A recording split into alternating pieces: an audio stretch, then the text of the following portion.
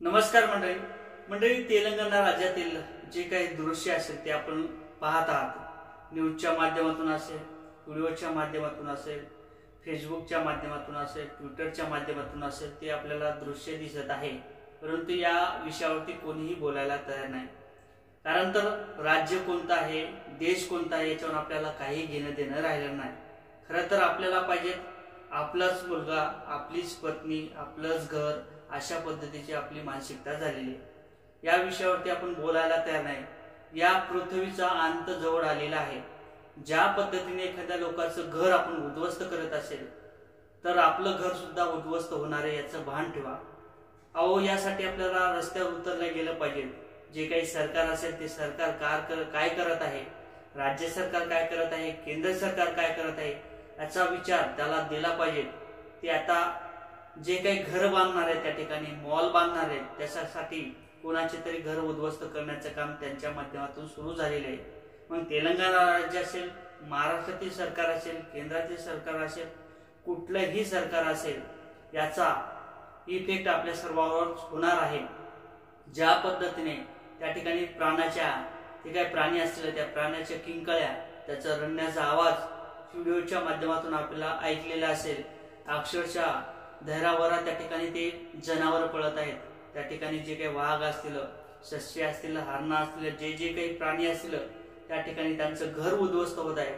ते घर सोडून त्या ठिकाणी बाजूला पळत आहे। जर आपल्या घरात कोणी कब्जा करत असेल तर मग आपल्या अंगाची आग किती होईल याचा भान आपल्याला असला पाहिजे। ज्या पद्धतीने एखादं हरण मारल्यानंतर हे सरकार असेल, केंद्र सरकार असेल किंवा राज्य सरकार असेल, तात्काळ कारवाई करते।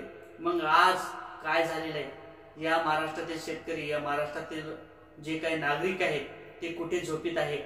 अहो, एखाद्या जर हरणाला मारलं तर तुम्ही त्या ठिकाणी त्या कैदाला किंवा त्याने जे काही कृत्य केलं असेल त्याला आपण जेलात टाकतो, तात्काळ त्याच्यावर कारवाई केली जाते। मग आता या सरकारवर कारवाई कोण करणार? ज्या पद्धतीने कोणाचं तरी घर उद्ध्वस्त झालेलं आहे त्याची बाजू कोण मांडणार? असं जर आपण गांभीर्याने नाही घेतलं, या निसर्गाचा आपण समतोल नाही सांभाळला तर मग आपलंही काही खरं नाही। ही पृथ्वी जी आहे ती नष्ट होण्याच्या मार्गावर आहे। झाडे आपल्याला लागतात, त्या ठिकाणी झाडाखाली आपले मोटरसायकल लागते, त्यानंतर आपलं वाहन लागते, त्यानंतर आपल्याला सावली पाहिजे, हवा पाहिजे, ऑक्सिजन पाहिजे। तसंच आपल्याला जे काही जंगल आहे ते सुद्धा जपलं पाहिजे, याचं भान आपण ठेवलं पाहिजे। या संदर्भात उठाव झाला पाहिजे। सोशल मीडियाच्या माध्यमातून जे काही उठाव सध्या होत आहेत त्याला आपला प्रतिसाद असला पाहिजे।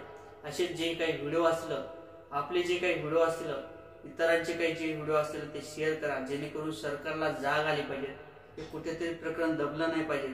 कोणाच्या तरी घरं भरण्याकरता, कोणाची तरी संपत्ती वाढवण्याकरता हे सरकार चाललं नाही पाहिजे। जे त्या ठिकाणी जे काही आमदार खासदार असतील, जे काही फंड असतील, जे काही त्या ठिकाणचे लोक असतील, त्यांचे घर भरण्यासाठी हे चाललं नाही पाहिजे। कोणाचं तरी आज घर उद्ध्वस्त होत आहे याचं भान ठेवलं पाहिजे। जय शिवराय।